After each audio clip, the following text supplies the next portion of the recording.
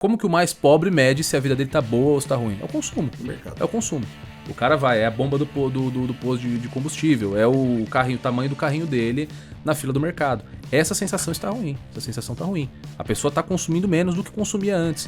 O gerador de emprego, a iniciativa privada, tá com muito mais dificuldades do que tinha antes. A gente tem, como teve em 2018 e principalmente em 2022, aquele eleitor pêndulo, que ele não quer o Lula, ele não quer o Bolsonaro, ele tem uma tendência por uma eventual terceira via, que acho que hoje não existe. Pode ser que o Ciro Gomes, dando um cavalo de pau e confirmando sua candidatura à presidência, mude. Novamente vai ser uma eleição pautada pela rejeição. Então, o que nós temos num provável segundo turno é o brasileiro quer qualquer coisa menos o Lula. Assim como se você projetar um segundo turno de Flávio Bolsonaro com algum outro candidato mais ao centro, possivelmente o Flávio Bolsonaro também desempenhe de uma forma muito semelhante.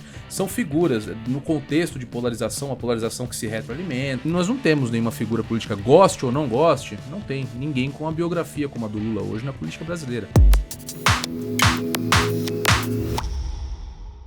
Pois bem, doutores, pois bem, doutoras, é um prazerzaço estar ao lado de vocês mais uma vez, nesse terceiro episódio, ao lado do Jesus aqui, meu amigão, e hoje com um convidado especial, né, Jesus?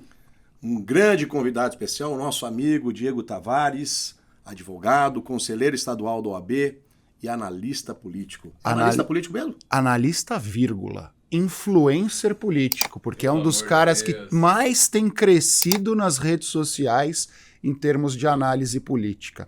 Aquela metodologia nova que tem sido utilizada, ele vai falar muito sobre ela, mas já era referência, mas nós somos suspeitos, né? Porque somos amigos dele. Eu acho que hoje, quem ainda não o conhece vai conhecer e vai gostar também. Bem-vindo, Diegão. Como é que tá, meu amigo? Cara, aqui é todo mundo suspeito. É uma honra pra mim estar aqui participando do podcast, essa iniciativa maravilhosa de vocês. Grandes amigos, grandes advogados, grandes influências pra mim. Falando de influencers aqui. Meu pai tem uma frase interessante, Acácio. Ele fala que se você for o melhor de uma mesa, você tá na mesa errada. E hoje eu tenho a honra de ser o pior da mesa aqui.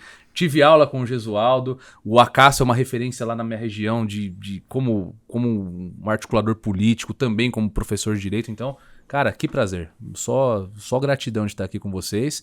E bora trocar essa ideia aí sobre política, sobre direito. Um grande prazer estar aqui, viu? Boa. Prazer é nosso, Diegão. E a gente sempre começa perguntando quem é o Diego que está aqui? Porque influencer, advogado, político, você é de uma família política tradicional em São Bernardo, mas no fim do dia, quem é o Diego que está aqui, meu amigo?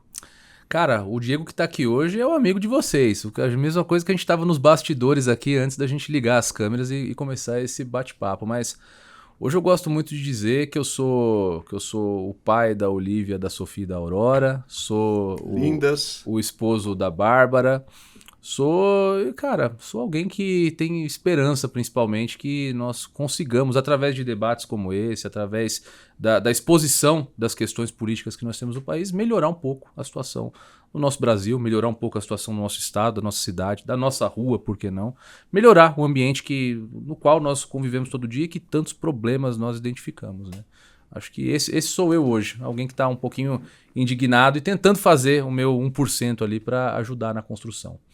3 filhotas, Diego? 3 filhotas, cara. Eu tenho 2. A gente faz o que gosta, né? Pois é. Não, sem dúvida. Nós somos uma escadinha. Nós somos escadinha. Só produtores de meninas. De meninas, aqui, exato. A minha Olivia também. Mas é muito bom ser pai de menina. Se tivesse outra filha, eu queria outra menina, viu? Eu tenho 3 porque eu tive gêmeas, né? Tive a Olivia e a Sofia. E aí eu queria um menino. Aí fui tentar um menino, aí eu acertei a minha Aurora.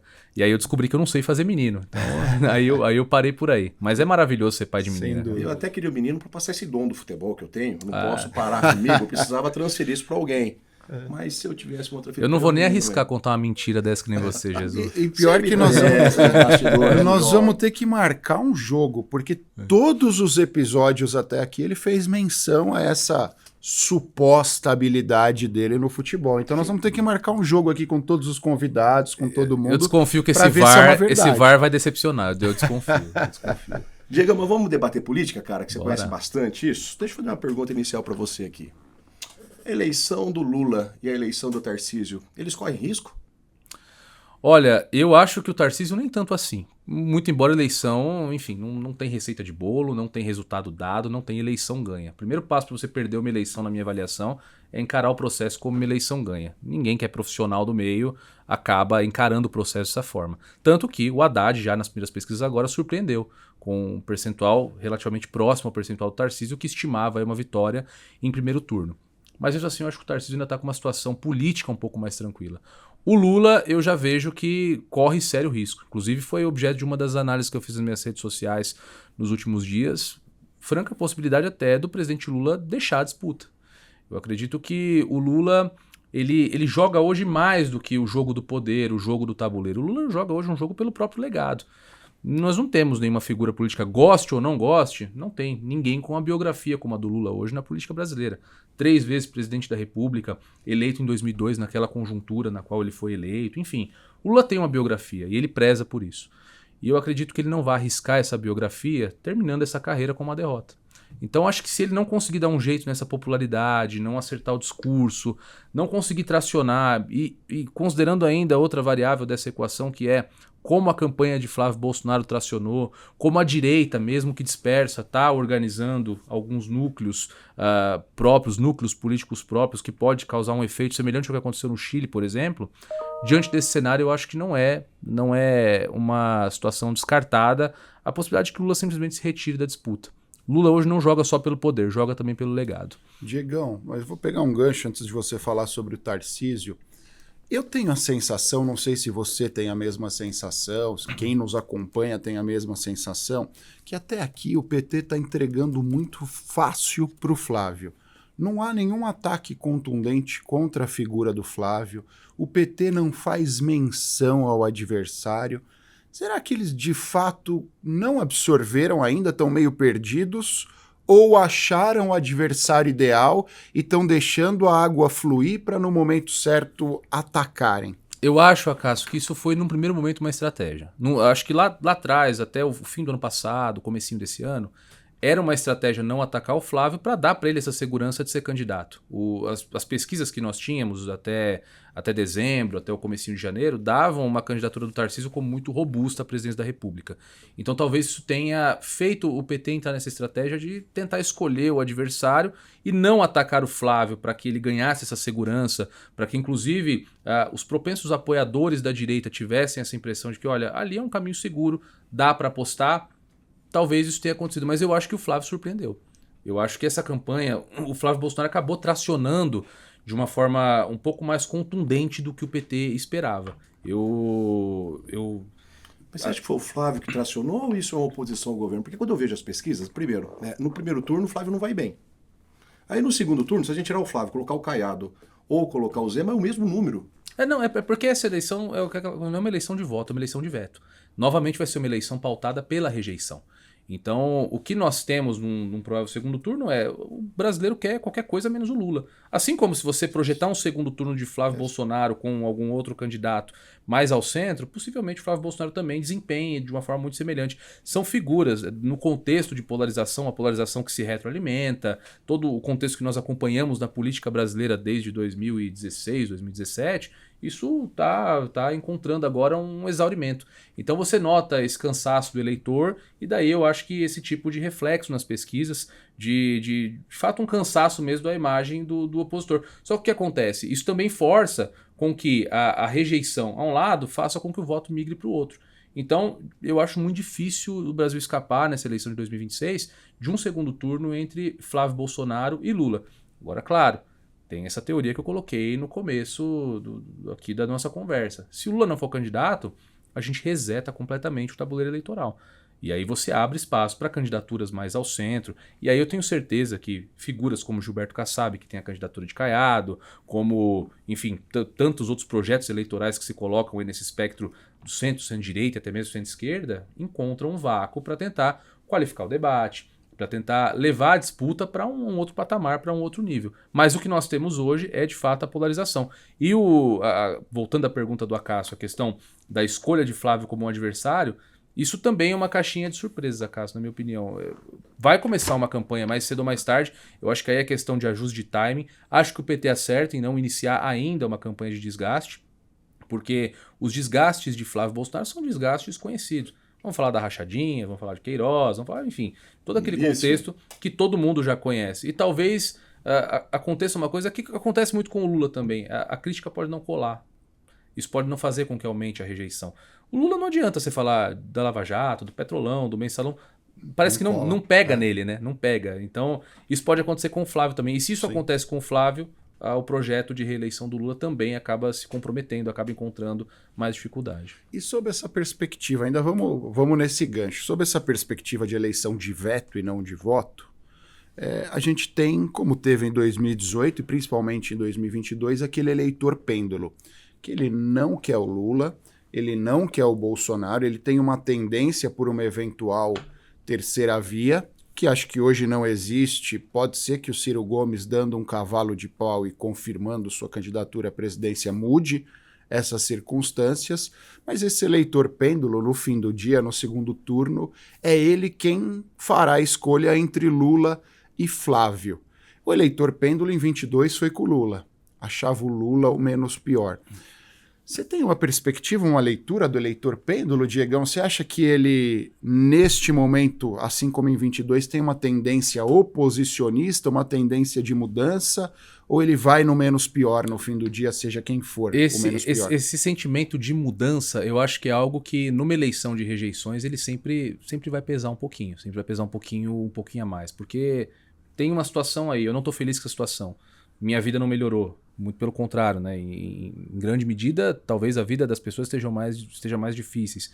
E aí você começa a encontrar os conflitos de discurso que talvez façam o eleitor fazer esses links mentais de tentar encontrar uma razão pela qual ele está enfrentando uma situação mais difícil. E o PT tem uma especial dificuldade com isso porque o PT não se elegeu com um projeto de país, o PT se elegeu no projeto de venda de medo da situação que aí se encontrava, e aliado a isso um pacto muito simples, principalmente com as classes mais pobres, do que, olha, você vai consumir, você vai conseguir, eu vou voltar à presidência da República, nós vamos voltar para o poder e você vai voltar a consumir, você vai voltar a comer picanha, você vai voltar a tomar cerveja, você vai voltar a comprar roupa, e aí o que a gente tem nesse processo de construção do governo do Lula 3? Você tem uma deterioração do poder de compra, você tem a promessa da picanha cada vez mais distante, você tem agora, inclusive, o presidente fazendo enfim, renegando a taxa das blusinhas, que impacta diretamente o consumo do mais pobre. Isso é muito poderoso.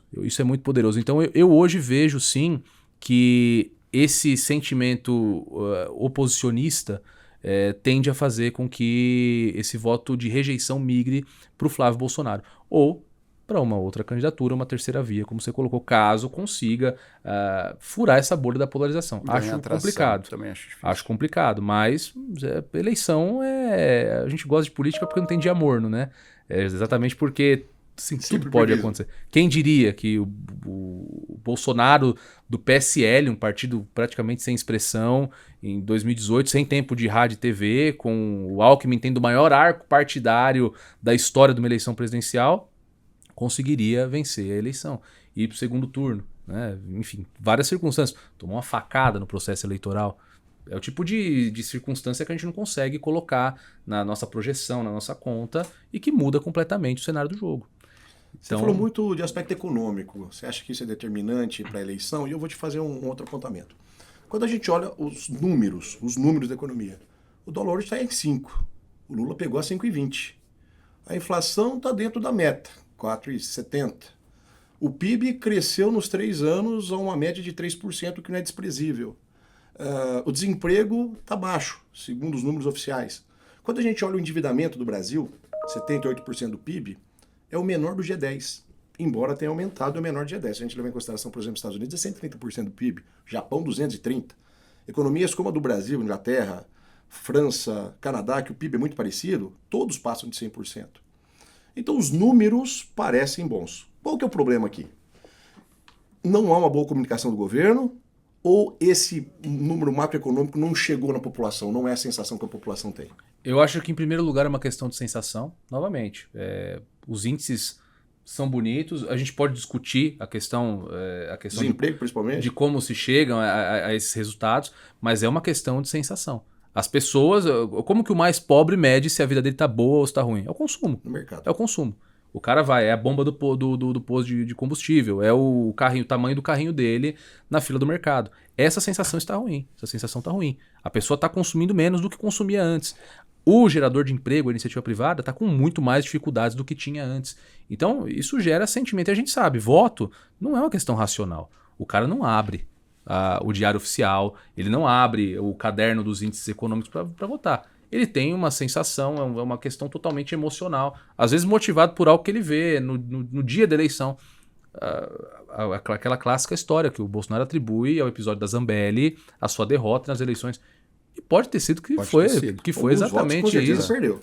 Então, considerando essa relação emocional na tomada de decisão do eleitor, nada difícil que a questão econômica balize sim o resultado dessas eleições e que traga muito prejuízo ao governo, porque a sensação do ponto de vista econômico, e a economia sempre é, vezes em segundo, vezes em terceiro, vezes em primeiro, um dos principais temas que motivam o debate público. Então, até que do ponto de vista dos índices a coisa pode estar boa, novamente, deixando aqui bem registrado que a gente pode e deve discutir a questão desses números, mas o fato é que não tem essa sensação.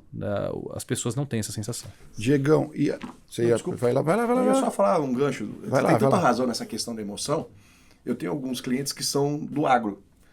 E um deles estava reclamando da chuva. Esse governo não ajuda. Como se a chuva tivesse diretamente ligada ao governo. Quando o cara é contrário, ele é contrário em qualquer aspecto. Agora, só para dar uma pitada técnica, falando muito de emoção, mas por que talvez que a economia não tá boa, você citou outros países? Nós temos esses países que, de fato, se endividam para alavancar o seu crescimento, mas se endividam para investir em infraestrutura. O que o Brasil faz com o dinheiro da dívida? Sim. Paga Bolsa Família e também há toda uma discussão a respeito da necessidade ou não, mas o fato é que o Brasil está vivendo há 20 anos no Bolsa Família, mais de 20 anos, e nos pensou na porta de saída. O Brasil investe nas emendas parlamentares, que é a nova ferramenta de governabilidade, a cultura de governo no Brasil é por intermédio de emenda. Então, a gente não está pegando esse dinheiro para alavancar o crescimento.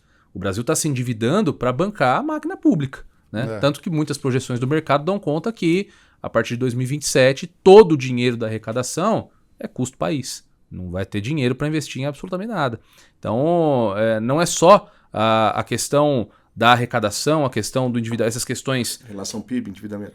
Nós temos que ver... É onde usa o dinheiro. Onde esse dinheiro está sendo gasto, a qualidade desse gasto público. E o fato é que hoje não parece que o gasto público está sendo realizado de modo a propor crescimento para o país, a estruturar o nosso país. E é a grande diferença para esses países que, através do endividamento, conseguem um crescimento maior. Mas, de novo, nada nem ao céu nem ao inferno. Tudo isso cabe um debate muito profundo a respeito de como a gente chega nesses índices e como esses índices, ou como esses índices podem induzir um certo sentimento de engano ou um sentimento verdadeiro na população.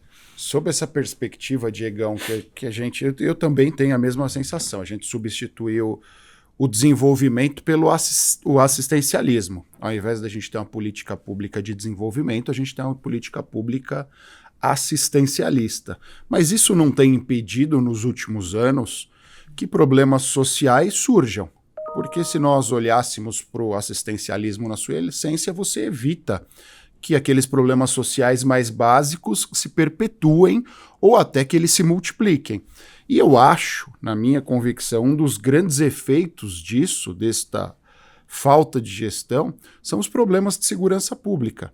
Porque a segurança pública, se nós olhássemos para 20 anos atrás, ela era um problema das classes A, B e C.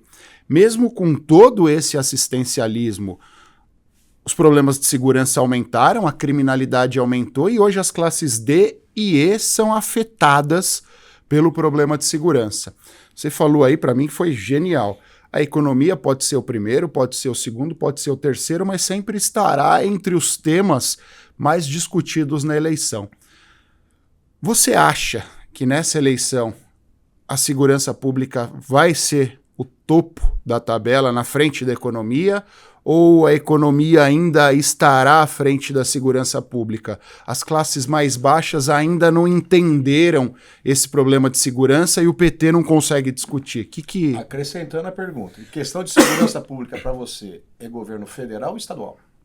Olha, vamos lá, vou começar pela questão do acaso. A questão da segurança pública será um dos grandes debates, talvez o grande debate. Tá? É que nós tivemos a questão do escândalo do INSS, Banco Master, que em alguns levantamentos chegaram a apontar que Agora dos MCs. Agora dos MCs, verdade, que inclusive a gente está discutindo aqui, né, Jesus? Maior do que do Banco Master em relação a volume de dinheiro, 260 bilhões de reais.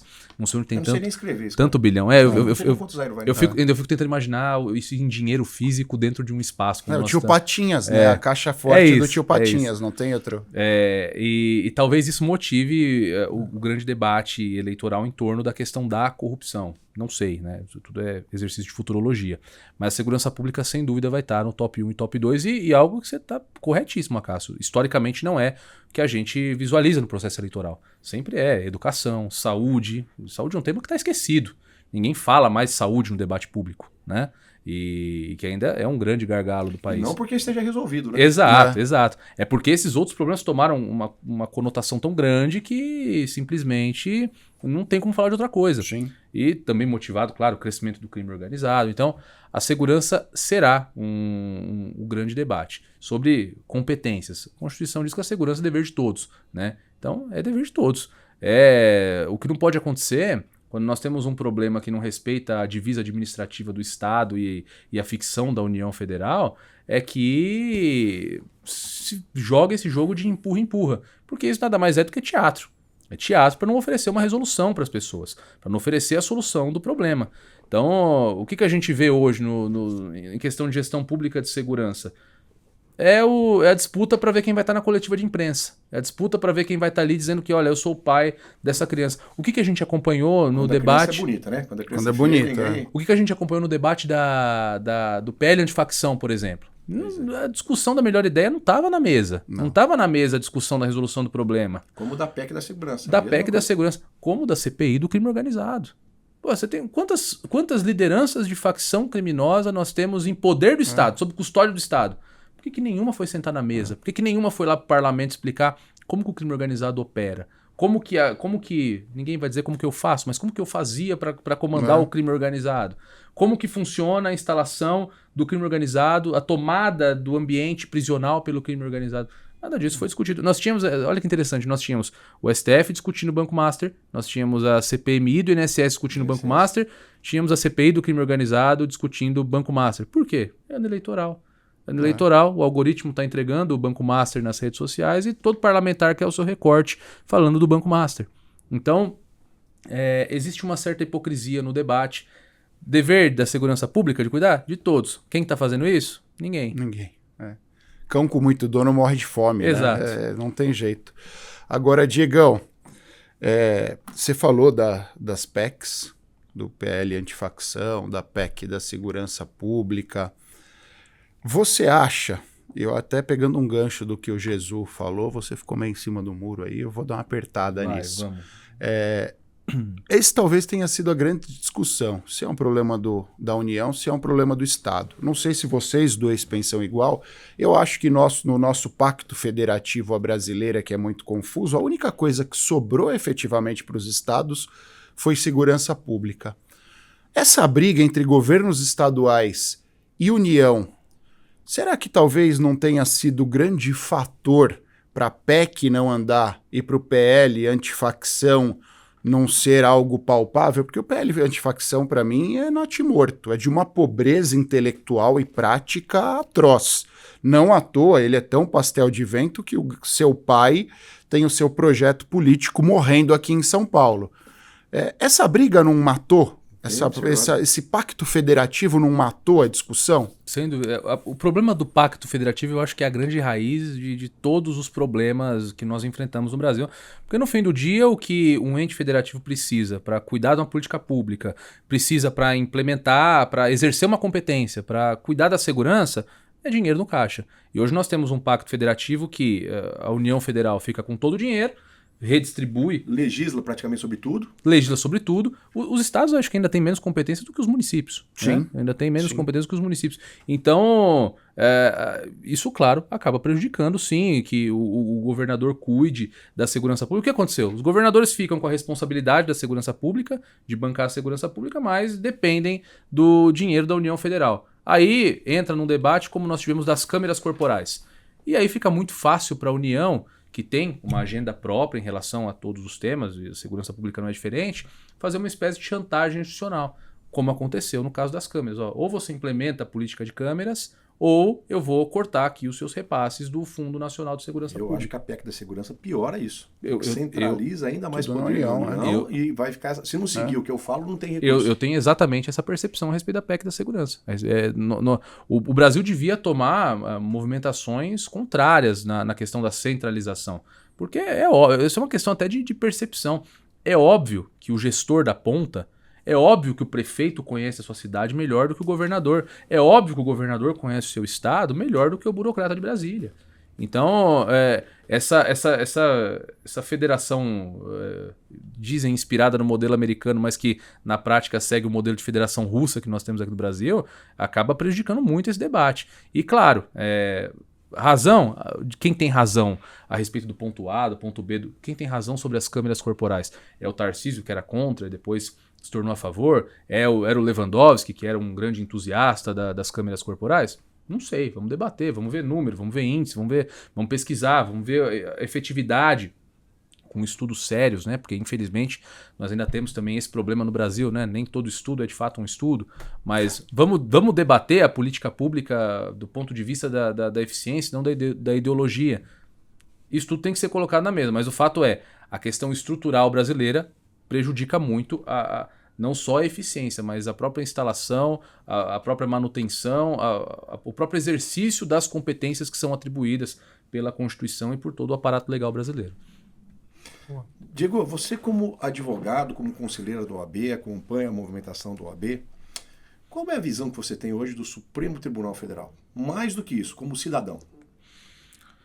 Eu acho que o Supremo Tribunal Federal, dentro dessa perspectiva de que a Constituição prevê a existência de três poderes que deveriam operar em harmonia, que deveriam operar, enfim, em sintonia, para que nós tivéssemos, inclusive, a não concentração do poder como nós observamos, não cumpre o seu papel enquanto alguém que deveria atuar em harmonia. O Supremo Tribunal Federal, ele atua como um ente político que busca, dentro dessa perspectiva de relação entre poderes, cada vez mais poder, cada vez mais influência. E tem muito mais facilidade para isso, porque o poder legislativo ele é disperso. Você tem lá centenas de deputados, tem os 80 e poucos senadores. Sazonal, né? Se troca de tempos em tempos. E com alternância de poder. O presidente da República tem a sua atividade muito mais condicionada ao parlamento do que, acho que de qualquer outro poder. O executivo principalmente a nível federal, muito refém da atividade parlamentar. O Supremo Tribunal Federal são 11 pessoas que estão ali de forma vitalícia, que estão ali há décadas, muitos deles, e que entendem o jogo melhor do que todo mundo. E que também, enfim, é complicado dizer isso, mas eu acho que a conjuntura nacional não nos permite pensar de outra forma. Também estão em todos os esquemas aí que se falam da classe política, que olha, é a questão do Banco Master, é a questão do INSS, vez ou outra surge o nome de um ministro supremo. Exemplo dessa semana, da semana passada, a CPI do crime organizado, que pede o indiciamento de ministros do Supremo Tribunal Federal. Ora, isso, o relatório é ruim? Concordo, o relatório foi muito ruim. A CPI, eu sou assim, se tem alguém que não é entusiasta de CPI sou eu.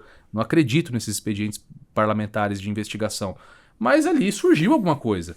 E alguma coisa que vai de encontro com investigações da Polícia Federal, que vai de encontro tem fumaça. A percepção da sociedade, né? Eu acho que esse relatório é mais do que isso. Então a percepção da sociedade. Então, assim, esse modelo de Supremo Tribunal Federal que nós temos, recheado de competências, com poder político muito grande, que consegue colocar essa classe política que é menos organizada, que é sazonal, debaixo da sua competência de julgamento, inclusive, eu acho que é prejudicial, inclusive antirrepublicano. Eu acho que o Brasil precisa pensar com urgência, e esse também é um dos grandes problemas, numa reforma do Poder Judiciário. O Brasil precisa pensar em mudar o critério de escolha dos ministros do Supremo Tribunal Federal, em mudar a questão do mandato. Vitaliciedade não é algo democrático.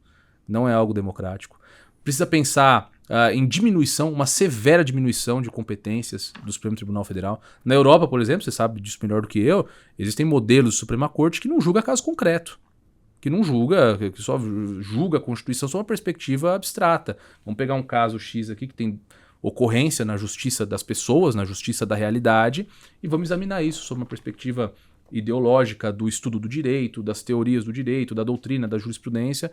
E não é isso que hoje você tem o Supremo Tribunal Federal que julga desde temas que não seriam inerentes a essa competência, julga os grandes temas, traz para si o holofote e a plataforma de julgamento de absolutamente tudo e faz desde esse debate constitucional até o habeas corpus do ladrão de galinha. Então não me parece que esse é o papel de uma corte constitucional. Eu concordo com você. Eu também acho que o Supremo tem uma sobreposição de competências. A Constituição de 88 deu muita força para o Supremo, mas eu acho que todo problema complexo tem uma solução simples e errada. Eu acho que a gente precisa olhar para a causa e queria te ouvir sobre isso. Historicamente, a gente tem um pêndulo entre os poderes. Há em algum momento a sobreposição do executivo, há em algum momento a sobreposição do legislativo, e neste momento há a sobreposição do judiciário, o que para nós é uma novidade.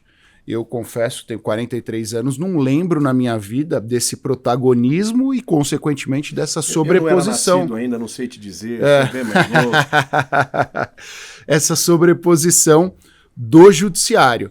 Mas isso não é culpa também dos outros poderes, especialmente do legislativo? Porque eu vejo nas últimas legislaturas, especialmente nas últimas 3 legislaturas, o legislativo acovardado. O legislativo não só acovardado, mas um legislativo omisso. O que você olha? Você olha isso, Diegão? O que você pensa? Eu vejo a questão do vácuo de poder. O vácuo de poder que não fica sem preenchimento. É totalmente culpa do legislativo. O que nós tivemos? Eu já até citei isso aqui hoje, Cássio. Nós temos hoje no Brasil uma mudança, uma inversão da questão do modelo de governabilidade. Como que o Lula, lá em 2002, ele conquistava a governabilidade? Dispensando aqui a discussão sobre o mensalão também, claro. Mas tinha uma coisa, eu vou chamar o parlamentar aqui, vamos ouvir o parlamentar, vamos saber qual que é a demanda, vamos fazer política. Hoje o parlamentar só quer uma coisa, ele não quer nem saber o que ele está votando, ele quer ter acesso ao orçamento. E isso não é uma questão de um parlamentar só daquele do João Centrão, é de todo mundo. Hoje, quando a gente vai analisar as votações que tocam as emendas, não tem esquerda e direita, não tem centro, não tem cima, não tem baixo. É todo mundo unidos pelas emendas. O que nós queremos é orçamento. Por quê? Porque se instalou no Brasil uma cultura de governo por intermédio do acesso ao orçamento. Isso é um dado, eu não vou saber com exatidão aqui, tá? Posso estar cometendo uma imprecisão, nossa audiência pode pesquisar isso, vai ver que não é algo muito diferente do que eu vou dizer.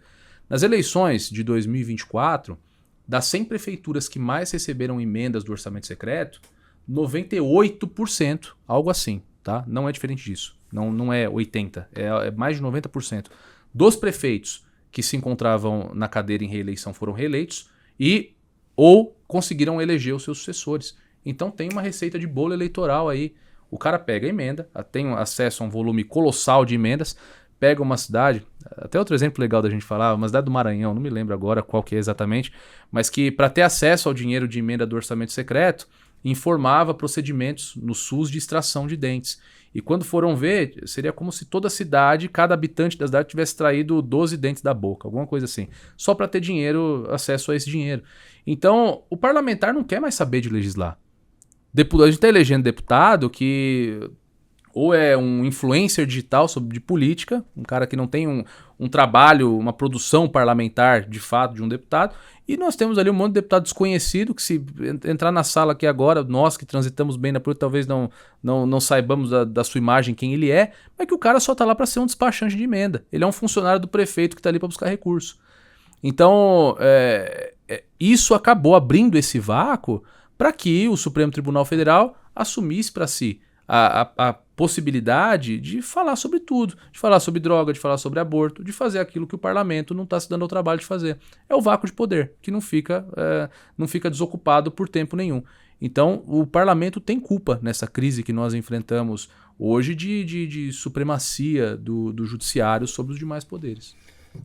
Um dado aqui, ó, 35% dos deputados federais têm algum tipo de processo no Supremo e 35% dos senadores. Isso faz com que o Legislativo fique refém também do Supremo? Com certeza, sem dúvida nenhuma. Sem dúvida nenhuma. O foro por prerrogativa de função, dentro desse macro-universo de distribuição de competências, é também um dos maiores problemas. O Brasil, acho que é o país do mundo que mais tem autoridades com foro por prerrogativa de função. Né?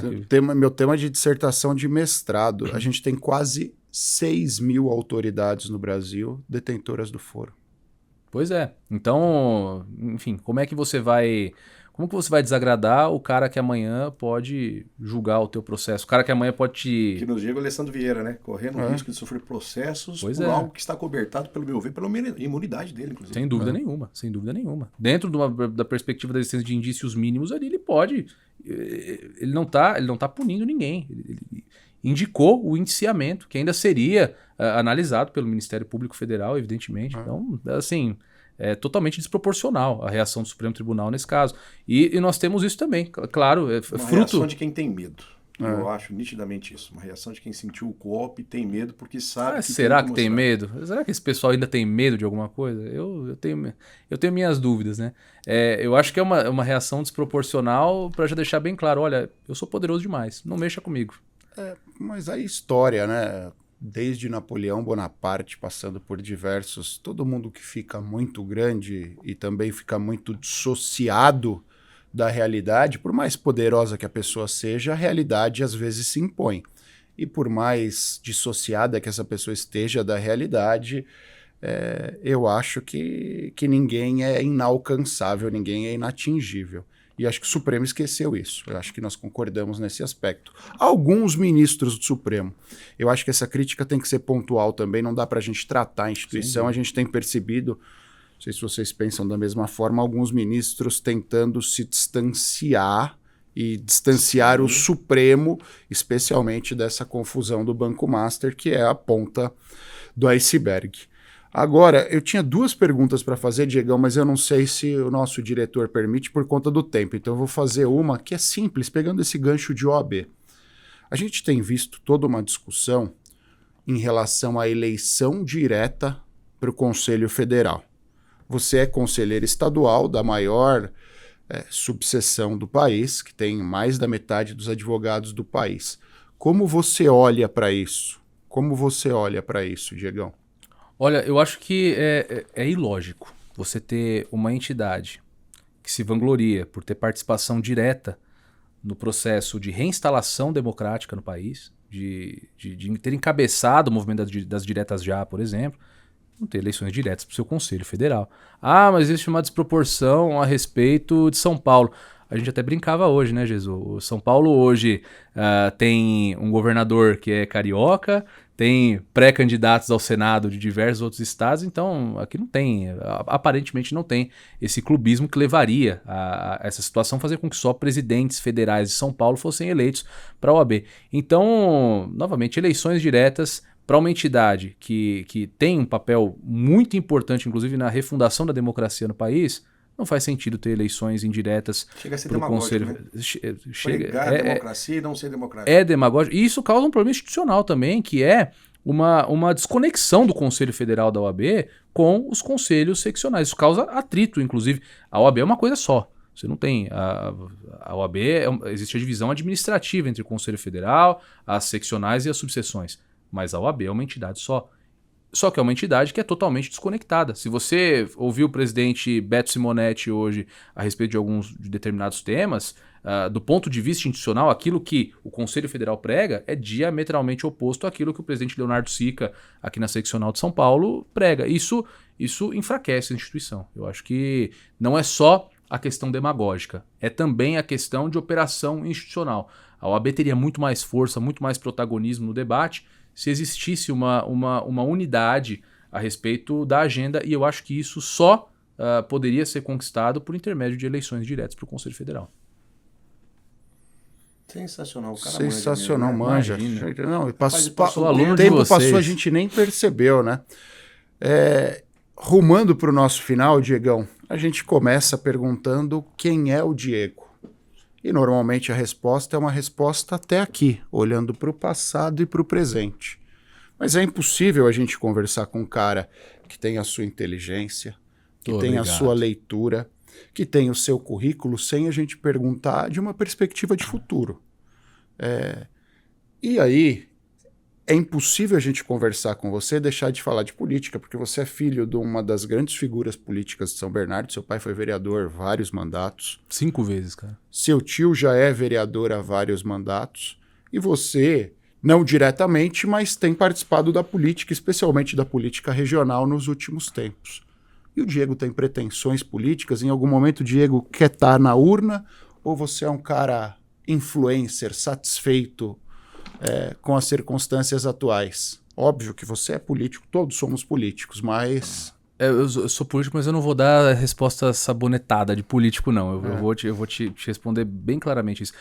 Eu disse no começo que eu sou pai de 3 filhas, cara. E hoje o maior medo que eu tenho é de amanhã ou depois eu precisar falar para as minhas filhas, olha, entrem num avião, vai para outro país, vai buscar a vida na Europa, nos Estados Unidos, na Ásia, vai para algum outro lugar, porque aqui não tem jeito. Aqui você não vai encontrar satisfação pessoal, aqui você não vai encontrar, você vai ter que ralar muito mais para ter uma vida mediana. Então, eu tenho esse temor hoje.